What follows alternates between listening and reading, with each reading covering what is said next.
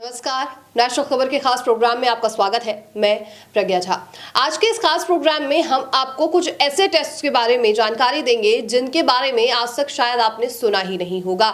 एक ऐसे टेस्ट जिसको कराने से आपको पता चलता है कि सच में आपको डायबिटीज है या फिर नहीं है। ये चीज सुन के आप हैरान जरूर हुए होंगे कि आखिर ऐसे कौन से टेस्ट हैं जिन्हें कराने से हमें सच में पता चले कि डायबिटीज है या नहीं है। अमूमन ये देखा जाता है कि सिर्फ 3 तरीके के टेस्ट आप करा रहे हैं, लेकिन 6 तरीके के टेस्ट हैं जिनके बारे में हम आपको जानकारी देंगे। ज़्यादातर जो मरीज या फिर जो डॉक्टर्स टेस्ट कराते हैं वो है फास्टिंग शुगर, पोस्ट मील शुगर और HbA1c। लेकिन आज हम आपको उन 3 एक्स्ट्रा टेस्ट के बारे में जानकारी देंगे जिनसे आपको जानकारी मिलेगी कि आखिर आपको डायबिटीज, जैसे आप मधुमेह शुगर के नाम से जानते हैं, वो है या फिर नहीं है। और आज की इस खास चर्चा के लिए मैं मौजूद हूं अप्रोप्रिएट डाइट थेरेपी सेंटर के इस मुख्यालय में दिल्ली में मौजूद है और मेरे साथ अभी मौजूद हैं अप्रोप्रिएट डाइट थेरेपी सेंटर के चेयरपर्सन और एक जानी मानी शख्सियत शोधकर्ता डॉक्टर एस कुमार। सर, आपको बहुत स्वागत है सबसे पहले हमारे चैनल पर। नमस्कार। और आज इस चर्चा के दौरान हमारे साथ अप्रोप्रिएट डाइट थेरेपी सेंटर की डायरेक्टर और डॉक्टर एस कुमार की सुपुत्री डॉक्टर भाग्यश्री भी मौजूद हैं। डॉक्टर भाग्यश्री, आपको बहुत स्वागत है। नमस्ते। सर, जैसे कि हमने 6 टेस्ट के बारे में आपने बहुत जानकारियाँ दी हुई है हमारे पुराने इंटरव्यूज़ में। आज हम इन्हीं टेस्ट के बारे में आपसे जानकारी लेंगे कि आखिर कैसे जो ये 6 टेस्ट हैं वो क्या चीज़ डिस्क्राइब करते हैं। तो इन 6 टेस्ट में सबसे पहले आता है फास्टिंग सीरम इंसुलिन जो आप कराते हैं, सी पेप्टाइड और होम IR।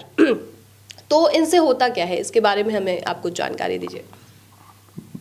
बेसिकली जो टेस्ट है ये फंडामेंटल टेस्ट हैं और जो 3 टेस्ट जो डॉक्टर लोग करवा रहे हैं, जो पेशेंट्स कर रहे हैं काफ़ी सालों से, ये एक्चुअली अधूरे टेस्ट हैं।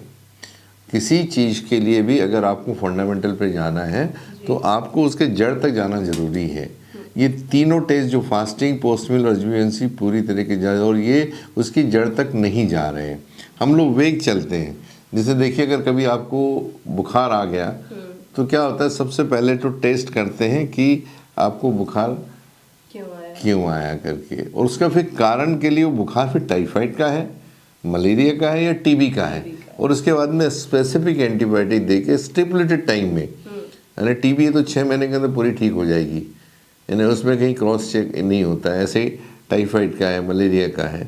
तो जब डायबिटीज़ की बात आ रही, जब आपको मालूम है कि डायबिटीज़ ठीक नहीं हो रही, शुगर कंट्रोल में नहीं आ रही है, तो उसके लिए तो कोई स्पेसिफिक टेस्ट अगर है तो क्यों नहीं कराना चाहिए। बिल्कुल, है ना। हमेशा क्या होता है, जब पेशेंट जब किसी भी डॉक्टर के पास जाता है तो सबसे पहले ये बोला जाता है कि आपकी शुगर बढ़ी हुई है, पहला सवाल, और आपको डायबिटीज़ हो गई है। किसी भी पेशेंट से ये कह जाते हैं। और वो जो पेशेंट है जिंदगी भर वो डायबिटीज़ की जो चक्रव्यूह है, जैसे अभिमन्यु का चक्रव्यूह था, वैसे उस चक्रव्यूह से कभी नहीं निकलता है। पहले टैबलेट्स एक बढ़ती, दूसरी बनती, चौथी बनती, उसके बाद नहीं कंट्रोल आ रहा तो इंसुलिन पे आ जाती है, और इंसुलिन होने के बाद में वो पेशेंट मरते दम तक इंसुलिन पे रहता है। और सेकेंडरी ऑप्शन उसको मिल जाते हैं, या तो किडनी की प्रॉब्लम हो रही, आँख की प्रॉब्लम आ रही है, सेक्शुअल प्रॉब्लम आ रहे हैं, ये बहुत सारी कॉम्प्लिकेशंस चली आती है। अगर पूरे टेस्ट कराए जाएं तो इसकी नौबत किसी भी पेशेंट्स को कभी नहीं आएगी। इसका कारण है कि सबसे पहले जब टाइफाइड, मलेरिया, TB ठीक हो सकती है तो डायबिटीज़ क्यों नहीं, ये बहुत प्रिंसिपल की बात है। ये इसलिए नहीं होती कि अधूरी जांचें हैं। सबसे पहले जब पेशेंट जाता है तो सबसे पहले पेशेंट को डॉक्टर क्या बोलता है, आपके परिवार में किसी को डायबिटीज़ है क्या। जेनेटिकली पूछते हैं। जेनेटिकली है या नहीं वो किसी को नहीं मालूम, वो तो पेशेंट हाँ ही बोलता है, क्योंकि उनके परिवार में मदर को, फादर को, सिस्टर को, किसी न किसी को तो है ही। वो हेरिडिटी पकड़ के वो मेंटल इसमें बिल्कुल हाँ बोला, मेंटल तैयारी रहती जब मैं उनको तो मेरे को होने ही वाली है करके। ये पहला सवाल। दूसरा, जैसे मैंने बोला कि अगर डायबिटीज़ है तो ज़िंदगी भर गोलियाँ लेना है। तीसरा, एक जिंदगी कभी डायबिटीज़ ख़त्म होने वाली बीमारी नहीं है, समझिए। तो बिल्कुल लाइफ भर वो चले आता है। लेकिन जो पहला सवाल जो मेरा आ रहा है कि डायबिटीज़ किसको कहते हैं, आपकी बुक्स क्या कहती हैं। बुक्स ये कहती हैं कि अगर बॉडी में इंसुलिन नहीं बन रही है, आपका पेंक्रियास काम नहीं कर रहा है, तो उसके लिए इंसुलिन बनाने के लिए आपको ओरल हाइपोग्लाइसेमिक टैबलेट्स देना है। अगर वो काम नहीं कर रही तो आपको इंसुलिन लेना है। तो उसका टेस्ट तो जरूरी है ना। बिल्कुल। जैसे आप शुगर नाप रहे हैं वैसे आपके बॉडी में इंसुलिन कितनी बन रही है उसके लिए जो टेस्ट होता है उसको बोलते हैं फास्टिंग सीरम इंसुलिन। ये आपको बताती है कि आपके बॉडी में कितनी इंसुलिन बन रही है, फर्स्ट। दूसरा, एक सी पेप्टाइड जो हम टेस्ट करवाते हैं। सी पेप्टाइड एक ऐसी टेस्ट है जिसको आर्टिफिशियली आप नहीं बना सकते। उसका एक उदाहरण मैं दूंगा। ये अंगूठा देख रही हैं आप? क्या है ये? फिंगरप्रिंट्स। ये किसी की मैच होती है पूरे वर्ल्ड में? नहीं। क्यों? क्योंकि भगवान ने बनाया, उसका पेटेंट भगवान के पास में। इसको डुप्लीकेट नहीं बना सकते आप, बराबर है? बिल्कुल। ऐसा ही सी पेप्टाइड जो है ये तभी आपके ब्लड में पाया जाता है जब एंडोजेनियसली अंतःस्राव से बनी हुई इंसुलिन आपके बॉडी में बनती हो तब। अच्छा। अब लैब से जो बनी हुई आर्टिफिशियल इंसुलिन है उसमें ये नहीं पाया जाता है क्योंकि पेटेंट भगवान के पास में, आप ऊपर से बन के आए हो। तो ये बताता है कि अगर सी पेप्टाइड आपके ब्लड में है तो आपको डायबिटीज़ कहने का अधिकार साइंस को नहीं है। मेडिकल साइंस भले वो उसको छुपा के रख रहा हो तो उसमें आता है 0.8 के ऊपर अगर है सी पेप्टाइड अगर पाया जाता है तो उसका मतलब उसको डायबिटीज़ नहीं है। फिर उस पेशेंट ने क्यों टैबलेट्स या ओरल हाइपोग्लाइसेमिक जिंदगी भर लेना चाहिए। तीसरा, होमायर इंसुलिन रेजिस्टेंस। इसमें हमें पता लगता है कि आपकी जो पैंक्रियाटिक सेल है, पैंक्रियाज है, उसमें कितने बीटा सेल काम कर रहे हैं और उसकी सेंसिटिविटी कितनी है। अगर ये टेस्ट जिस दिन डायबिटीज़ पता लगती है, जो सो कॉल्ड डायबिटीज़, उस दिन ये मैंडेटरी होना चाहिए भारत में। गवर्नमेंट एजेंसीज ने इसको कंसिडर करना चाहिए कि पहली बार में आप निदान करा लो कि आपको डायबिटीज़ है या नहीं है, उसके बाद ट्रीटमेंट चालू होना चाहिए जी। समझिए। तो अब क्या हो रहा है कि ये टेस्ट कोई करा ही नहीं रहा है। आपको जानकर बड़ा आश्चर्य होगा, इस प्लेनेट पे, मैं सिर्फ भारत की बात नहीं करूँगा, मैं वर्ल्ड के प्लेनेट पे कहीं से भी चले जाइए आप, डॉक्टर एस कुमार के सिवा ये कोई भी करा नहीं रहा है। क्या इसे हम एक बिजनेस का तरीका बोल सकते हैं, मतलब जो अलग लॉबीज हैं? देखिए, मैं उसके बारे में तो कमेंट नहीं करना चाहूँगा, लेकिन मैं इतना कहना चाहता हूँ कि अगर ये मेडिकल बुक्स में है तो ये मैंडेटरी होना चाहिए, इन्होंने कराना चाहिए। बिल्कुल। ताकि पेशेंट जिस तरह से निकलते हैं, कितनी मानसिकता उनको देखती, कितना तकलीफ होती है, आप सोच सकती हैं। अरे जिसको डायबिटीज़ है उसने जरूर लीजिए, जिसको नहीं हो बेचारे इंसुलिन ले रहे हैं ज़िंदगी भर। छोटे छोटे बच्चे जब इनको इंसुलिन, बड़ी हुई शुगर को इंसुलिन डायबिटीज़ बोलते हैं और वो इंसुलिन ले रहे हैं, उनको डायबिटीज़ नहीं है। आज हमारे कितने बच्चे हैं जिनको पहले दिन मैंने इंसुलिन बंद कराई है, सी पेप्टाइड देख के कि नहीं आपको डायबिटीज़ नहीं, आपको आज से बंद करना है। आज 6 महीने 1 साल हो गया, वो लोग बिना इंसुलिन के अच्छे हैं। तो उनके माता पिता परिवार में क्या फ़र्क पड़ता, पूरा परिवार तहस नहस हो जाता है। सर, ऐसे में जैसे मैं आपका इंटरव्यू लेती हूँ, कई बार आप ये कहते हैं, आपका ये दावा भी है कि बढ़ी हुई शुगर को आप डायबिटीज़ मत कहिए। तो आपके पास जो फिर पेशेंट आते हैं, ये कमेंट में पूछा गया सवाल है कि पेशेंट आते हैं तो आप ट्रीटमेंट किस चीज़ का कर रहे हैं जब आप ये कह रहे हैं कि डायबिटीज़ है ही नहीं। हाँ, आपका सवाल बहुत उम्दा है। लेकिन देखिए, बढ़ी हुई शुगर को मैं हमेशा बोल रहा हूँ कि रक्त में बढ़ी हुई शुगर, जिसको फास्टिंग, पोस्ट मील और HbA1c ये बढ़े हुए हैं, इसको डायबिटीज़ न समझें, क्योंकि ये सिम्टम्स हैं। सिस्टम तो आपका देखना पड़े, सिस्टम अगर ठीक होगा तो सिम्टम बढ़ेंगे ही नहीं। सिस्टम आपके पास में है, सब है, लेकिन वर्क नहीं कर रहा है। आज फिर से आपके चैनल के माध्यम से बताना चाहता हूँ कि मेरे 50 से ज़्यादा सेंटर भारत में हैं। पिछले 20 साल से मैं इस काम में लगा हूँ और रोज़ कम से कम 40-50 पेशेंट होते हैं, जिसमें से 4, 5, 10 नए होते हैं।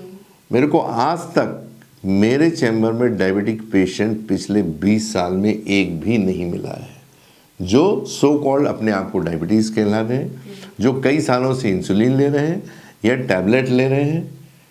अभी तक नहीं मिला, क्योंकि सारों के टेस्ट ये नॉर्मल होते हैं।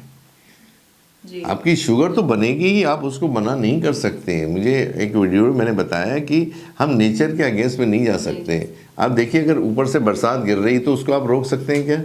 नहीं रोक सकते, क्योंकि नेचर का फिनोमिनन है। लेकिन अगर बरसात में पानी नीचे जमा हो जाए तो वहाँ नेचर कुछ नहीं करेगा। आपको एज ए ह्यूमन बीइंग आपको देखना पड़ेगा एग्जिट पॉइंट क्या है। थोड़ा सा कचरा आप निकाल दीजिए, पानी बह जाता है। ऐसे ही शरीर की जो शर्करा है, शुगर जो नेचुरल बन रही है, आप उसको नहीं रोक सकते, क्योंकि वो हमारे बॉडी का फ्यूल है। जैसे गाड़ी चलाने के लिए हमें पेट्रोल की ज़रूरत पड़ती है, वैसे ही हमारे शरीर की सारी मेटाबॉलिक प्रोसेस को चलाने के लिए एनर्जी की ज़रूरत पड़ती है।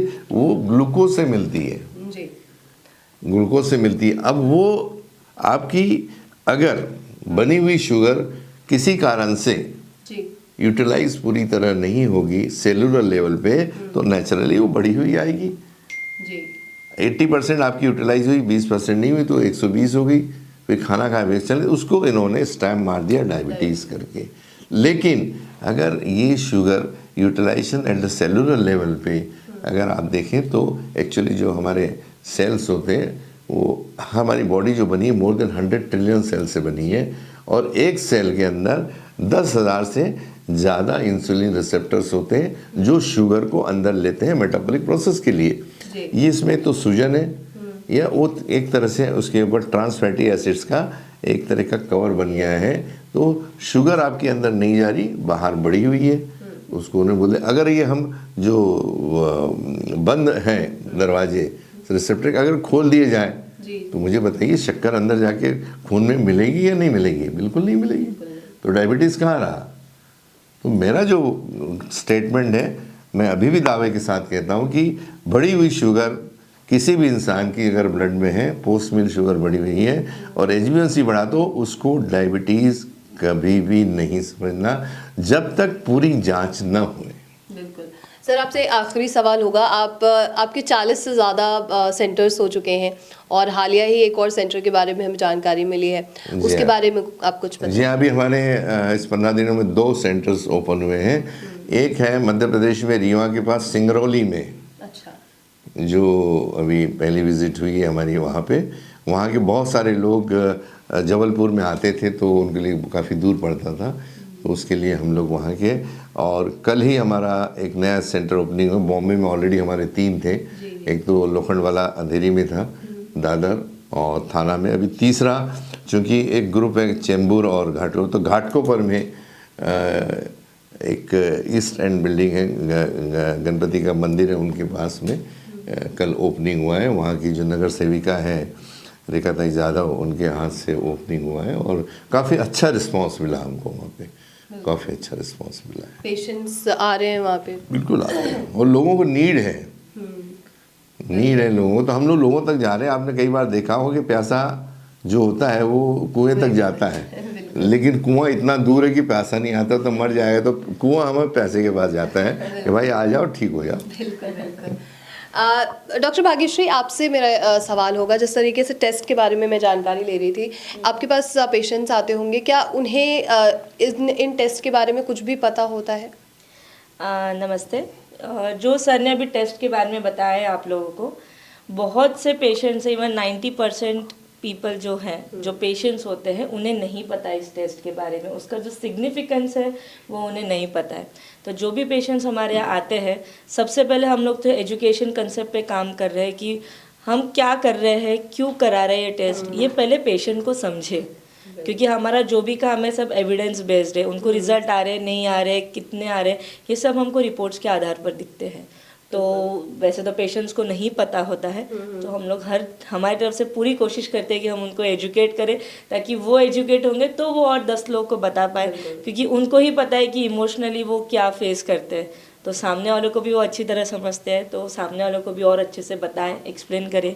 और ये जांच जो हम डॉक्टर एस कुमार ने जो सारी इतना रिसर्च किया है, ये और आगे तक जाए और लोग इसका सबका लाभ उठाएं और इसमें से जल्द निकले। बिल्कुल, और आप तो फिर इस चीज़ को आगे ले जाने के लिए तैयार हैं। बिल्कुल बिल्कुल। चलिए डॉक्टर साहब, आपको बहुत शुक्रिया। एक छोटी सी एक एग्जांपल मैं देना चाहूँगा। जयपुर में किसी कोर्ट में